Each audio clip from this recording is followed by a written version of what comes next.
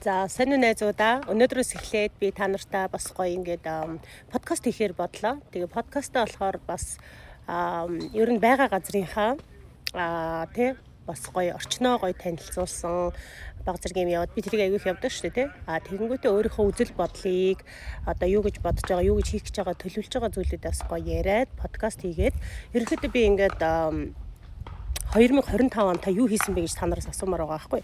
Би юу хийсэн бэ гэхээр би сурсан, би коуч болсон. Тэгээд коуч болоод би юуг аягүй сайн ойлгосон бэ гэхээр маш их номын подкаст одоо янз янзын аягүй сонсоод яваад лээсэн шүү дээ. Гэхдээ тэр яваад сонсоод байсан зүгээр ингээд сонсоод өнгөрөөд байсан болохоос ерөөсөө хэрэгжүүлж одоо чи энийг хий тэрийг хий гэсэн юм ерөөсөө ирэхгүй байсан байхгүй. Тэгэхээр коуч болсноор яасан бэ гэхээр би өөрөө коуч хайж агаад тэгээд өөрөө коучтэй болоод 2 3 коучтэй болоод тэгээд би тэндээсээ өөрөө коуч болох мэрэгжлийг сонгосон байгаа.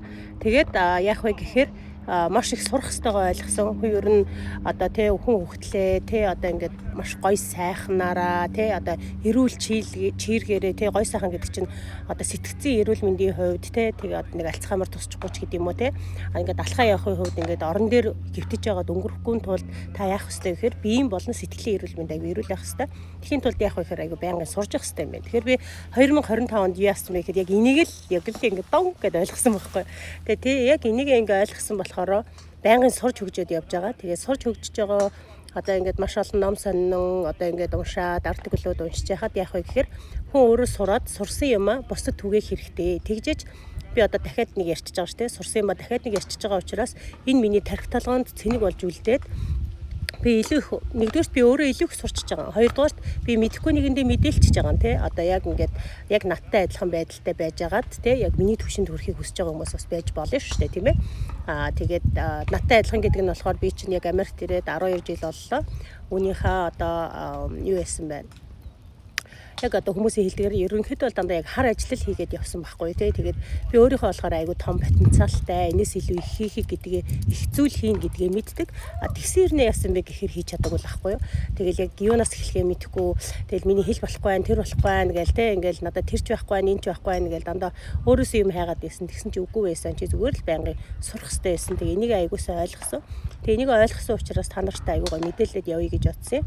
За тэгээ та нар минь одоо 2026 он гарчлаа тий. Тэгэл ингээд шинэ он гараад ингээд бүгд одоо яг би бол одоо эх ондоо 26 ондоо юу хийхээ бодоо төлөвлөд байж байгаа ах гэж бодож байна. Тэгэхээр би болохоор юу төлөвлөж байгаа нэхэр төлөвлөсөн зүйлүүдээ ингээд нэг дор пон гэд бүгдийг хэлэхгүйгээр маш гоё ингээд дис дараалалтай тий одоо хүн болгоны төлөвлөгөө өөр шүү дээ. Тэгээд яг тэрэн дээрээ зориход юу хамгийн түрүүн хэрэгтэй вэ гэдгийг гоё эхнээс нь хэлээд ингээд явъя гэж бодлоо.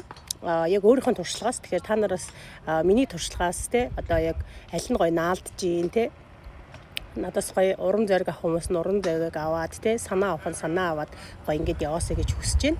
За тэгээд юуны тул би бас коуч болсон мөлий те. Тэгээд коуч болоод хүмүүстэй ингээд ярилцж байхад энэ талаар чи ингээд илүү мэдмээр байна гэл тэгээд тэгэхээр би яг л ер нь л яг подкаст хийх хэрэгтэй юм байна. Хүмүүст бас гоё мэдээлэл хүргэж явах хэрэгтэй юм байна гэж бодсон. За тэгээ 2025 онд би юу хийсэн бэ? 2026 онд юу хийх гэж байна гэхээр 2026 онд ерөнхийдөө подкаст хийх гэж байна тийм ээ. Илүү их гоё өөрийгөө нээх гэж байна. Одоо хар ажил хийхээс татгалзаж байна тий. Тэгээд ягаад тэгэхээр би өөрийгөө 25 онд хөгжүүлсэн учраас майндсетээ өөрчилж чадсан учраас би энэ бүхнийг хийж чадчих байгаа байхгүй. За тэгээд би яасан бэ гэхээр 2025 онд би яг 2 сард буюу одоо яг 11 сарын өмнө бараг жилийн өмнө гэсэн үг шүү дээ тий. За топ коучинг бишээ SEO Club буюу Нара Томсон багшийнхаа 3 өдрийн тийм лекцийг сонссон байгаа. Яг тэрнээс нь би хосорсон байсан би мэдээгүй. Тэгээд яг сонсоод бүр юу вэ гэл ингээл миний ингээл blow my mind гэдэг шигтэй ингээл толгой шууд ингээл хүүшийн миний хайж исэн юм биш ямар гоё юм ярьдаг ямар гоё хүмүүс вэ гэж бодоод тэг би энд нэг илсэн SEO Club илсэн байгаа. Дөнгөж эхэлжсэн учраас за тэгээд SEO Club эхлээд бүх ингээд нөгөө SEO Club мань болохоор 2 дахь 5 дахь болгонд хичээл заагаад явдаг.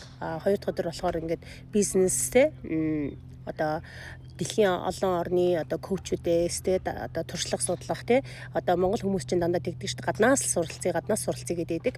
Одоо монгол хүмүүс өөрсдөө маш их потенциалтай, монгол эмэгчид өөрсдөө маш их хүчрэх гэдгээ бас мэддэг хэрний мэддэггүй нэг тийм сони юм байгаад байдаг шүү дээ. Гадныхан нь л мундаг гэдэг. Тэгэхээр гадныхан яг бидэртэй ямар ажил одоо үзэл санаатай юм, бодолтой юм те энийг нь бас ингээд хөрөх үүднээс гадны коучүүд бас их оруулдаг, тэгээ сургадаг байгаа.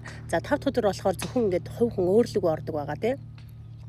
одоо миний одоо тэ бие эрүүл мэнд, сэтгцэн эрүүл мэнд тэ юу бодож ийн зорж ийн ингээд хувь хүний хөгжил талдаа илүү их явдаг. Хоёр дахь болохоор илүү их бизнесийн байдлаар ингэж явдаг байгаа. За тэгээд SEO Club дээр сураад явж байгаад топ коучинг тэн дотроос би олон коучуудад танилцаад коуч аваад явсан байгаа. За коуч авч явж байгаад ерөнхийдөө бас хүмүүс маш их юм одоо заадаг тий одоо миний хувь хүний өөрийнх нь чанар одоо Америкт ирээд маш олон хүнийг ажилд оруулсан байна тий тэгэл ингээл өөрөө мэддэг ажилтаа бол би ярьж байгаад оруулцдаг мэдхгүй ажилтаа болохоор миний нэг ураа байдаг байхгүй би тэр үнийг таних уу гэл тэгэхээр би ихэнхдээ ерөнхийдөө таньж яадаг. За танихгүй бол би танилцчих л та тий ингээд надаас нэг унаадах юм байхгүй шүү дээ танилцаад тэгээд энэ хүнд ийм ажил хэрэгтэй ийм юм хэрэгтэй ингээд би аягүй тийм одоо тийм менежерийн компаниор бол одоо хүний нөөцийн ажлыг аягуусаа хийгээд байдаг байхгүй.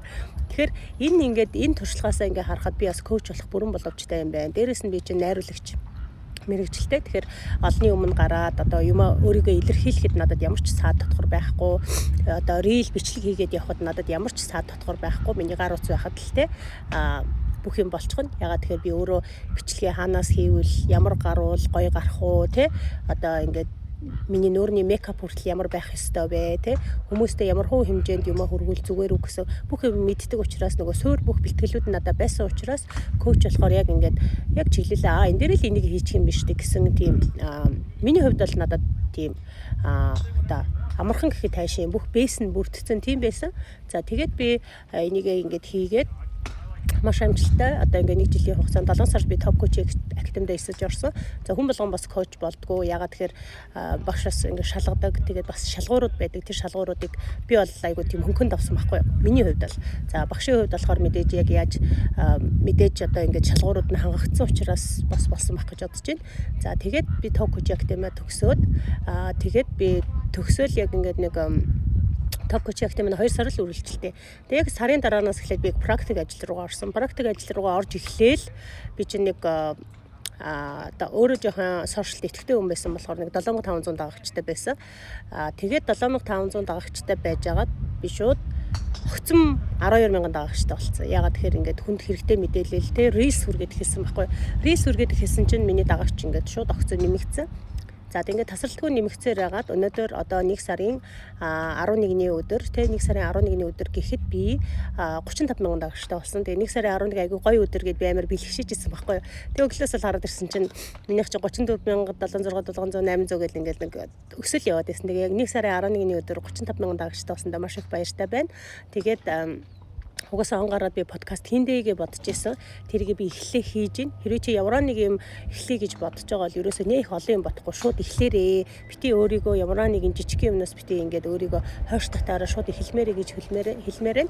За тэгээд би 25 онд юу хийсэн бэхээр би топ коуч академи SEO Club-д орсон байна. Маш олон сайхан бүсгүүчүүдтэйгээ дэлхийд даяар байгаа олон сайхан бүсгүүчүүдтэйгээ суралцсан байна тийм ээ. Тэгээд би топ коуч академи буюу коуч болсон байна.